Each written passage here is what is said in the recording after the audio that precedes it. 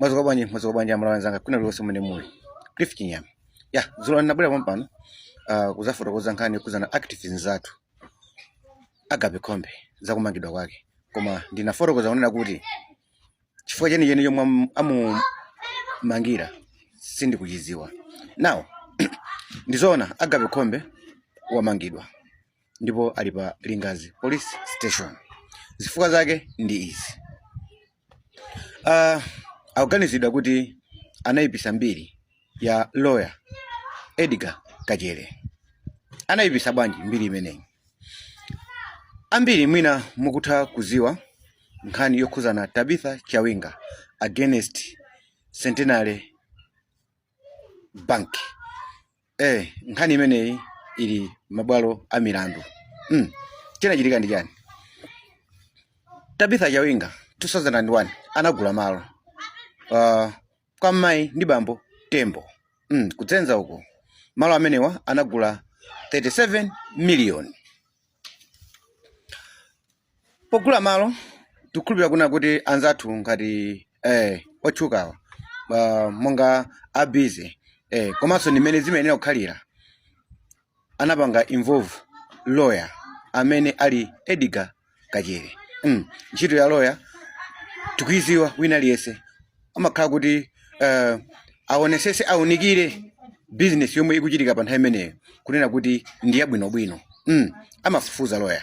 So Edgar Kajere amenewa amene ali lawyer ndi amene ndithu anali lawyer wa Tabitha pa business imeneyi. Now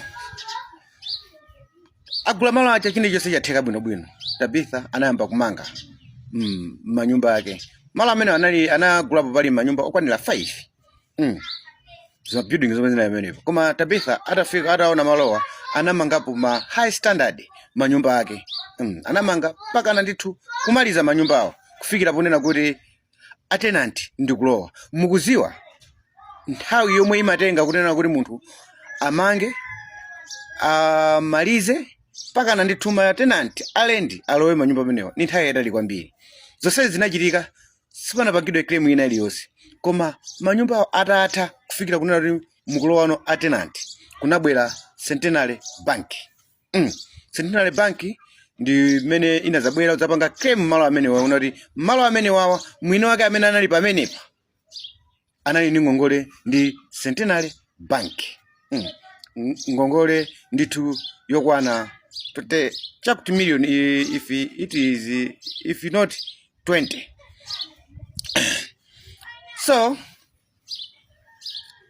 pakupanga calculation ati nyengo yomwe inatenga ngongole imene ya 20 million or 20 million.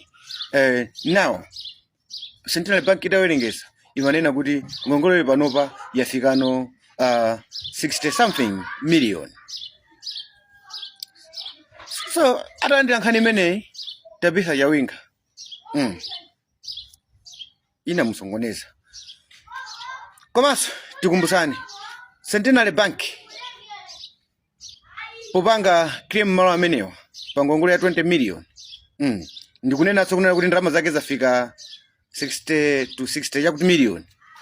Anagwisaso lawyer yeso ekekayo amene ali Edgar Kajere. Ambiri Edgar Kajere tikumuziwa ndi lawyer.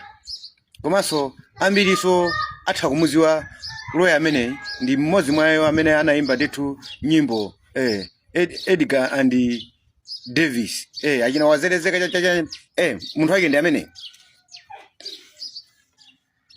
Zinthu zimenezi anthu ambiri akhala akuzisinkhasinkha kuna kuti how come lawyer mwe ndi amene ndithu anapangidwa engage ndi ndani kodi ndi Tabitha Chawinga pogula malo andi zinafika process yonse yogula malo yatheka kusonza kuti malowa anali abwinobwino. So lawyer keka iso agwiraso ntchito ndi Centenary Bank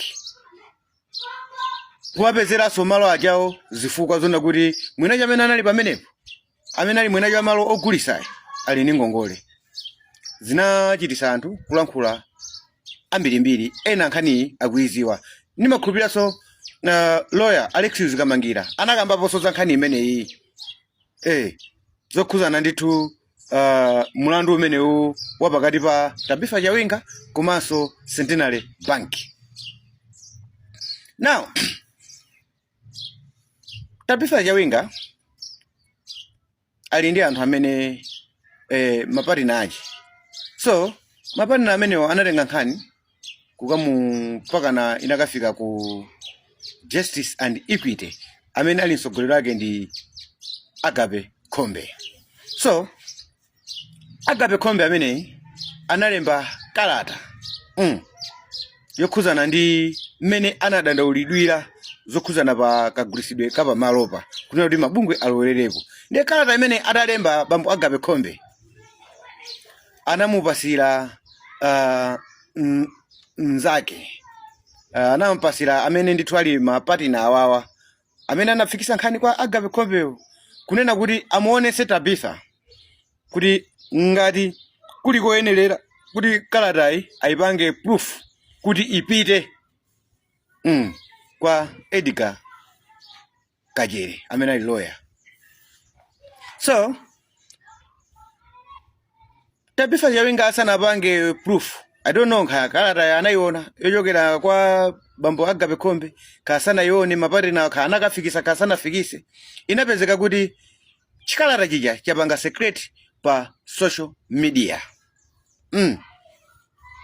Koma anayipangisa secret pa social media si Agape Khombe, koma kumene anapitisa yani kodi anapitisa kalata kuja amene ali mapatina awa amene anampanga involve Agape Khombe uja anayipanga secret pa social media. Koma poti kalata inali yoti yasainidwa ndi yojokera ku Justice and Equity umwe mtsogoleri ndi Agape Khombe pali ma signature awo. Chikalata chimenechi Edgar Kajere anachiona ndi chomwe chagwiritsidwa ntchito kunena kuti no anandipanga bully cyber crime imeneyo nonso pano yalowapo. Ndiye Agape Khombe ndi mmene anayitanidwa kuti kokodi ku area 30 popita ndi mmene amakaona unena kuti odandaula ndi Edgar Kajere lawyer kuti wapangidwa bully ndi bambo Agape Khombe. Koma tikatilonesese nkhani of course zili choncho bambo Agape Khombe ali nkati zimenezo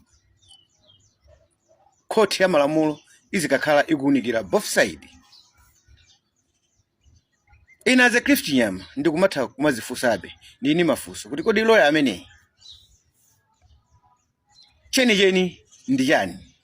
Chifukwa tikaona ndi lawyer amene anapangidwa engage ndi Tabitha Chawinga pa zogula malo and ataunikira china chilichonse anampasa go ahead Tabitha Chawinga kuti agule malo kusoza kuti malowa ndi abwinobwino.